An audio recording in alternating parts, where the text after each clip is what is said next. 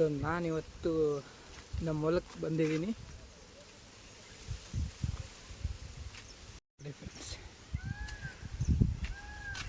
ಇವ್ರೇನು ಹಾಕಿಲ್ಲ ಕಬ್ಬದು ಇಲ್ಲಿ.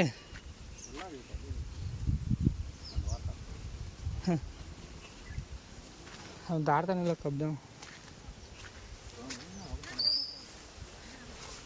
ಬರಾಕತ್ತೀರಿ ನೀವು ಎಷ್ಟೊತ್ತದ?